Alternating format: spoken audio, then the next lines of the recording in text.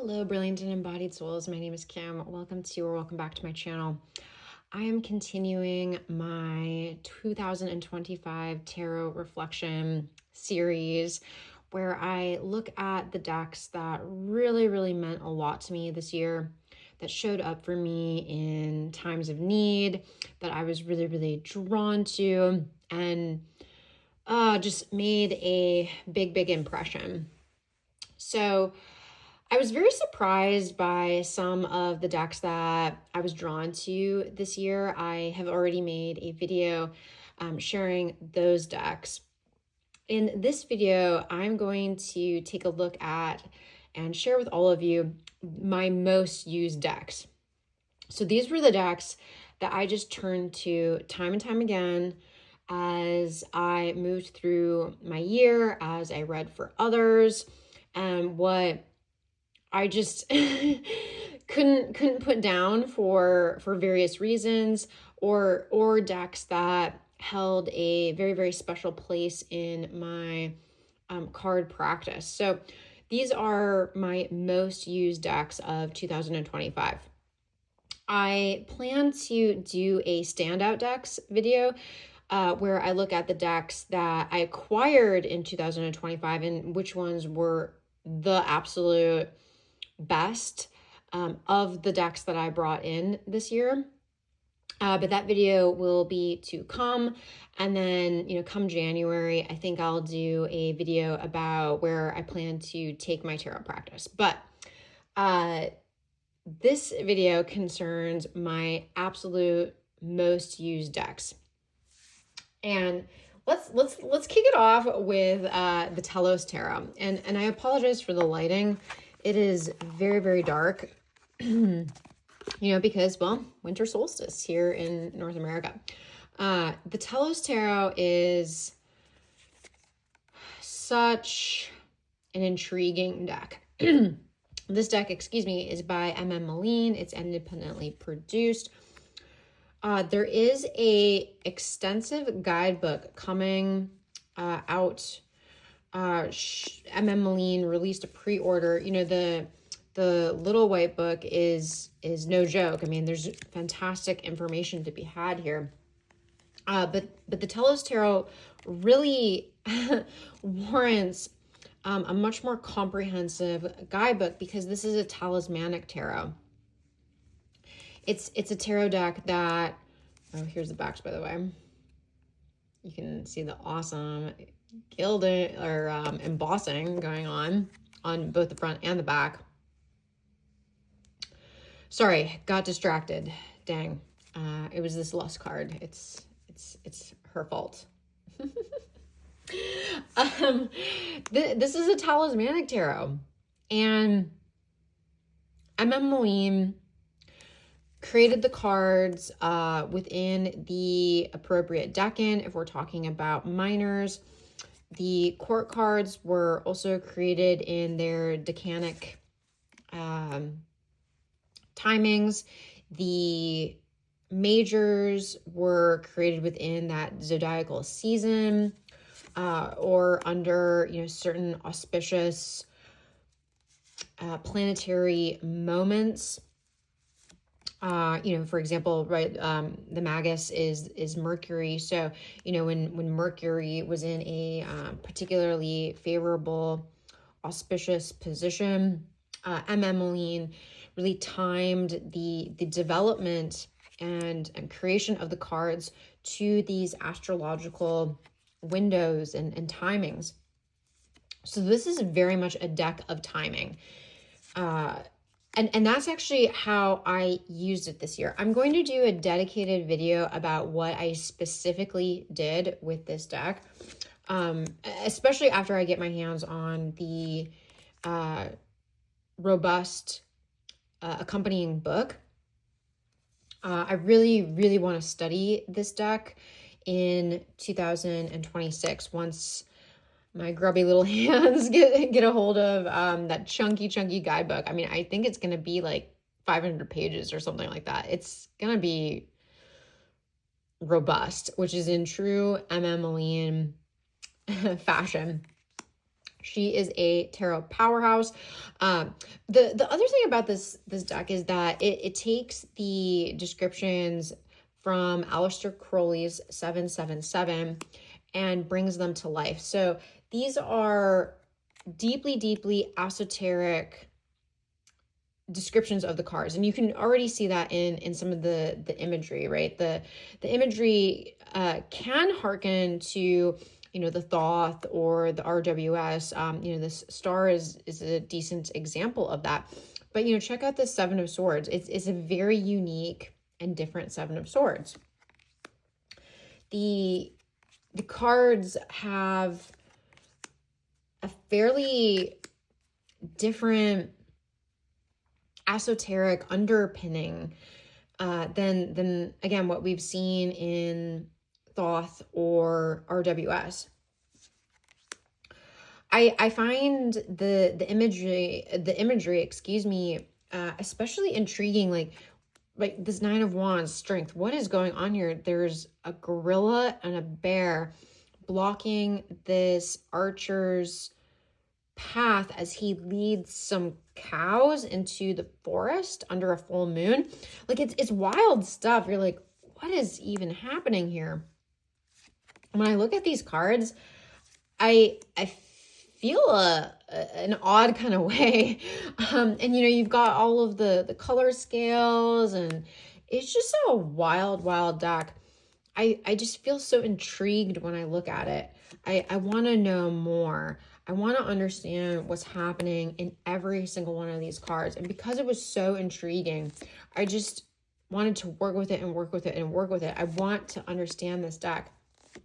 And my work with it this year has just begun to scratch the surface of what I think I can do with a talismanic tarot.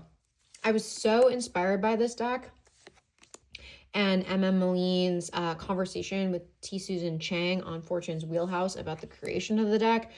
This is the real deal, folks. Like, a lot of effort went into making this tarot what it is, and I cannot wait to deepen my relationship with it. And my relationship is already quite strong with this deck because I worked with it in a very special magical way, which again will be revealed at a later date. But I used it quite a bit this year. Okay, switching gears, I want to talk about the Remembering the Sweet Fool Tarot. This deck really came through for me this year. I got it in the spring. This is also going to be a standout deck acquisition, but truth be told, I brought it in this year and I couldn't put it down come fall. But I got it in the spring and the timing wasn't right. And yet the moment I laid out the cards in my welcoming ceremony, I knew we were going to have a special relationship. This deck is very nostalgic for me because it brings me back to childhood innocence and awe. It brings me back to the magic that is found within little moments. The glimmer of the sunshine, the feel of feathers on my skin, the cool reach into the abyss and starry night, the feeling of what it's like to float on water. The somatic magic of this deck is just so real. It's a visceral deck. I feel this deck acutely within my body. And like I said, it takes me back to childhood awe and childhood magic, where the smallest things were just so magical because they were happening for the first time, right? The sound of bells, the picking up of a wand, which I did as a kid. But in addition to being, this childlike wonder and awe, there's something really, really magical and wise about this deck. It is not just this nostalgic feel. It taps me into deep land magic and deep wisdom that is far beyond human consciousness. It's gorgeous. It's very strange, but in its strangeness, new and brilliant messages seem to come through. I just feel like I'm speaking with somebody who's very like youthful and young on the one hand, but deeply, deeply wise on the other hand. It's just such a strange deck, and it's not for everybody. I can tell you that for sure. But I just couldn't put it down this fall, and it really, really showed up for me in times of loss and grief. It brought me through a lot of difficult moments, and wanted to come through for a couple of people I did some readings for. This, like I said, is not a deck I would read for anybody with, but certain people needed this kind of energy in the readings I did for them. Yeah, it turned out to be such a wonderful deck to have in my collection, and given the shipping struggles, bringing things into the United States these days due to the orange one and tariffs, I am even more grateful than ever to have followed my instincts, followed that small whispering fool inside of me that said I really, really needed this deck, because I have not wanted to put it down this fall, and I have used it quite a bit. Okay, my other most used deck this year is the Wild Unknown Pocket Archetypes, and specifically the Pocket Edition. I adore this tin version. I can bring this oracle with me to the park, to a coffee shop. The smaller size makes it so much more easy to work with. I adore Kim Kranz's archetypal messages. You know, it's just a really great reader. I love giving archetypal readings to people where I ask, you know, what are the archetypal energies that somebody is currently working with. And you can get a lot of valuable information understanding the, you know, spiritual, psychological archetypes that are at play in somebody's life. And this deck just showed up for me time and time again in those readings. Personally, this deck is one of my very, very first oracle decks that I ever brought into my collection. So I have a really deep relationship with this deck. It has helped me answer all manner of questions. I really enjoy, I actually have the larger version of the deck sorted out in the various suits. So there's archetypal personalities, or, you know, aspects of self, the warrior, the father, great examples, mother, you know, classic stuff. Then we have archetypal tools, the storm. We have archetypal places, the river, and then we have archetypal wisdom in things like gnosis, and there you go, the gnosis card. You know, deep archetypal learnings. So I have the larger version divided up into the suits, if you will, and that actually really helps me do some specific powerful readings that tell stories, that really place me and some folks that I read for in a real narrative about their lives. So this deck is well loved, and I used it quite a lot in 2025. Okay, I've got another Kim Cran's deck here for all of you, the Wild Unknown Alchemy deck. Okay, I did not use this with others.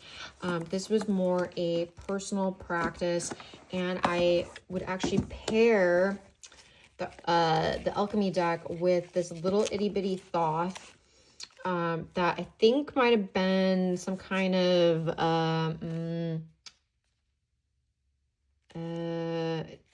counterfeit situation. I got it on Amazon a couple of years ago, but I don't know, it feels like it was made with some intention and some love. Like, check out this box. It came like this. You know, somebody clearly understands Thoth. They included extra Magus cards, you know, the ones that Lady Freya Harris developed, but Aleister Crowley was dissatisfied with. This is the actual one, but one of the other ones I prefer, if I'm honest. You know, the backs are an Ankh as opposed to the Rosy Cross. And then the images are just really vibrant. There's something incredibly alive in the coloration of this little mini Thoth guy. So yeah, maybe it was like a counterfeit situation, but guys, I don't care.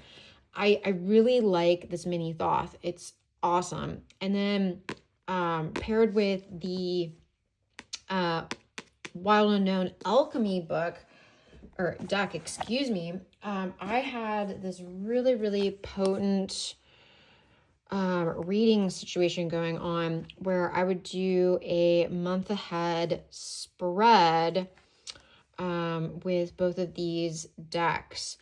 And I just got so much spiritual guidance from these two decks coming together in this month ahead practice. And I was committed to using these two decks together every single month, and you know, spending quite a bit of time with the guidebook, and then also dipping into the guidebook for the Wild Unknown Alchemy, and then dipping into the Book of Thoth together. And it just created this really beautiful, oh yeah, check out that yellow combo. Oh yeah, these decks just look so good together. And you know, it's hard to find oracle decks that the Thoth likes. The Thoth is picky. He is picky, and I do feel that it's a he. The Thoth is a he. Not just any deck will do. No. So it's actually really, really wonderful to find this really resonant combo. But anyway, going back to the practice, I would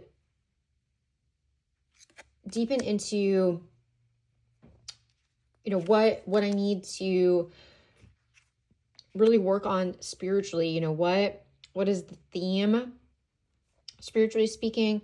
What are aspects of like the alchemical process that I need to let go, and what are aspects that I need to embrace? And then I would bring in the Thoth to really add clarity and specificity to this reading. And as I said, it was a monthly thing. Oh my God, check out this card. Sugar. Yeah, it's a really wonderful deck. And Kim Kranz's artwork is some of my favorite. I know it's not for everybody, but I love how she combines collage with her unique brand of illustration. It really, really works for me. And this deck, as well as the Wild Unknown archetypes, just feels like, I don't know, like sophisticated while also being messy and like very, very creative. I love how fresh her decks feel. Yeah, even though her artwork has been around for quite a while now, I just feel that there's such a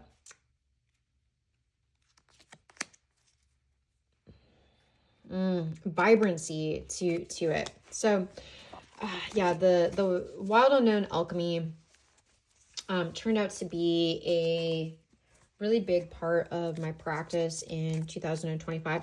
It showed up for me in a pretty big way in 2024 as well. So it's here to stay. That's the moral of that story. And I can live with its kooky shape, because actually when you lay the cards out all together, the spread configurations are really nice, actually. When you have the cards touching each other, really interesting things can come through, intuitively speaking, when you've got the cards in kind of a tile-like situation. Okay, I've got another pairing, and this is the Oracle of the Hecatean Path along with the Odysian Tarot. This was a match made in heaven that I worked with in 2024, and it continued well into this year. I just couldn't stop. I couldn't stop. And even though the Oracle of the Hecatean Path's artwork is not my favorite, I have not found another Hecatean focused oracle deck that works for me. And I want to bring in her voice alongside Greek myths. Oh, sorry guys, my light situation is gonna make this a touch unbearable, so I'll do my best to tilt the cards so you can see them. Okay, so mass market oracle deck. Then we have this independently produced beautiful deck from Welkin Press. Chris Welkin, the creator, has a fantastic guidebook that comes with the deck. AI was used in the creation of this deck, I believe, but I just really like them together, even though the art is wildly different. Somehow the art just works. The colors, like you can see it here, the Hecatean Path and the Odyssean seem to have some kind of very unexpected yet profound conversation going on.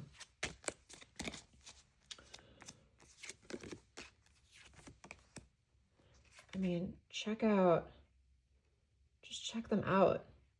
It's sometimes really remarkable to me how these decks sync up together to tell really profound stories. And I would do a week ahead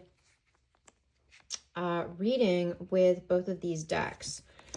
So I would ask what Greek myth I need to, that I can learn from in the week ahead. And I would focus that question with the Odysian Tarot. Then I would bring in the Hecatean Oracle to round out the message.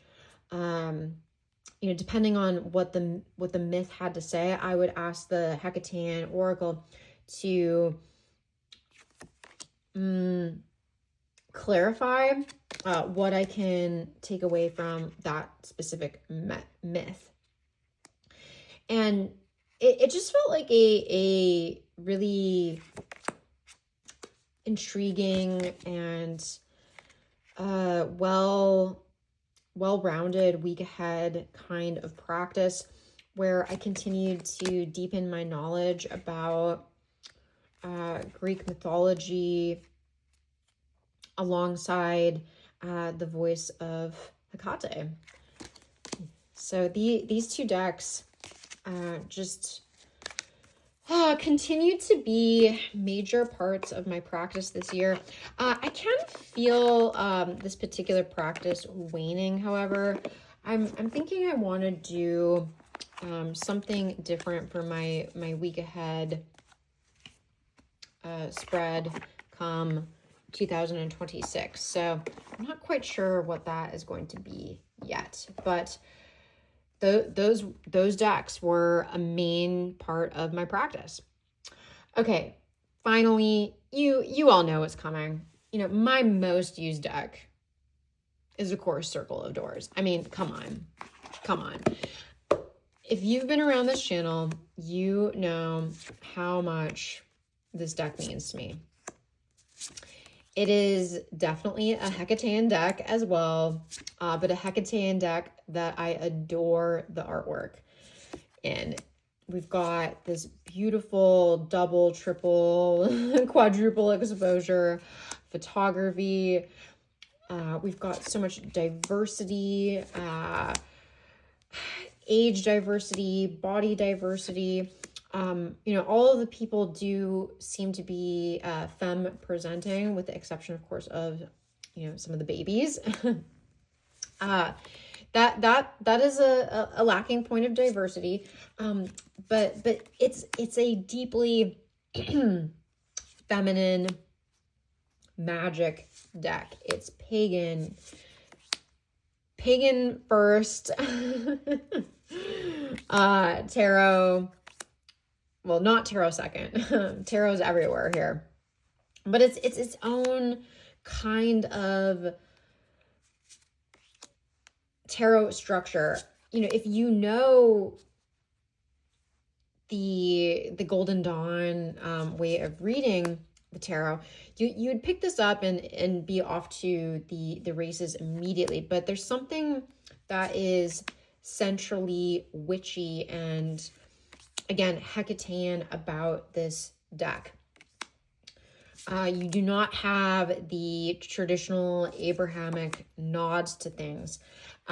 This feels totally contained within the idea of keys, knives, shells,